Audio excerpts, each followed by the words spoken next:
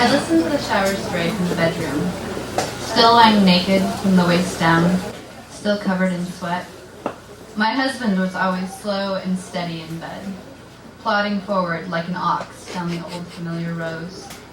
In Tony's frenzy, he didn't even take my bra off. The clock rests on books with titles like Intro to Christian Doctrine and Hebrews at a Glance. It reads 9:35 a.m. John will be home from class in 3 hours. Tony can take his time leaving. When I heard that Tony was driving through Minnesota, I insisted he stay a night or two. I told my husband, "You've been so lonely since we moved up here. It would be good to spend time with an old friend." I stood up to check my reflection, a ratty mirror in a ratty dresser. John dragged it out of his parents' decrepit barn. He hated spending money on anything that he deemed pointless. Tony's bite left little red indents over the bird tattoo on my back, the matching design John and I chose for our 1-year anniversary. An hour ago, Tony's bite made my toes curl. Now it was just kind of sore. John grew up with Tony. They were in a punk band together, stole construction signs together, and got kicked out of their Baptist church school together. If one ever got caught, they both went down. Whenever Tony seduced a girlfriend or slept with a recent ex, the girl was the one shunned. While Tony is in the shower, I decide to make coffee. I throw my feet over the edge of the bed. There are flower petals on the floor.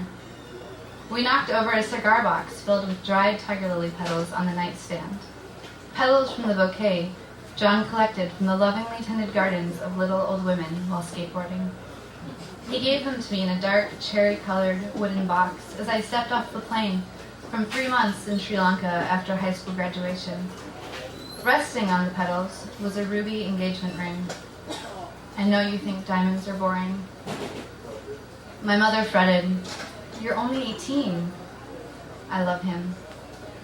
My father frowned, his mustache twitched. He never said a word. I put on my panties, grab one of John's shirts off the floor.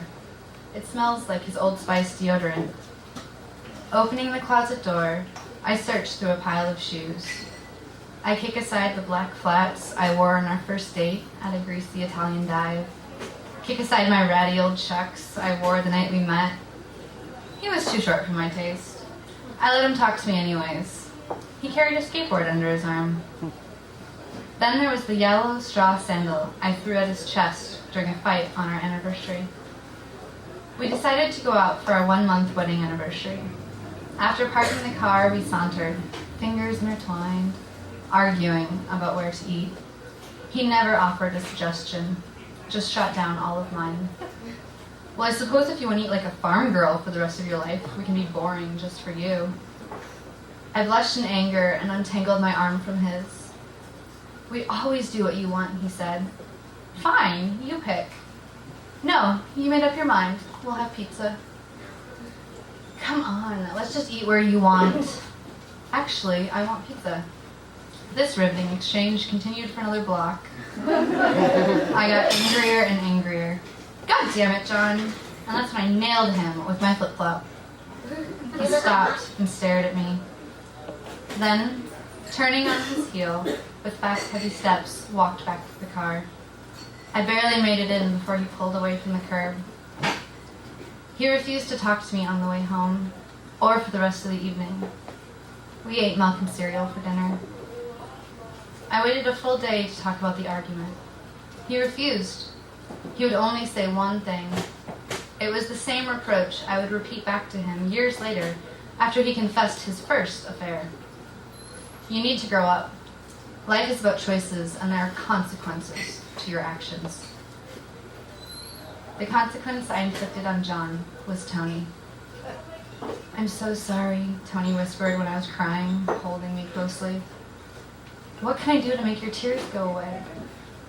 I just don't understand. Why would he have sex with her? I sobbed into his shoulder. Tony's shirt was smeared with my tears and snot.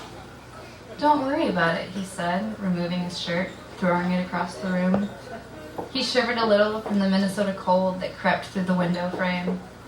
This is what friends are for. I'm just glad I'm here for you to talk to. I had so much fun running my fingers over his scalp and pulling his dark, thick hair. For 3 years, I danced around the prolonged looks he would give me when we were alone.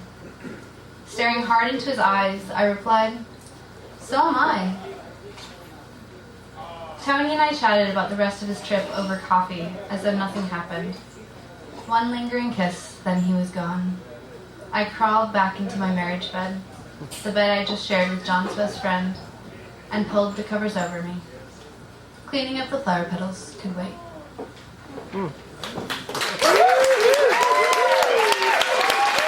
All right, everybody.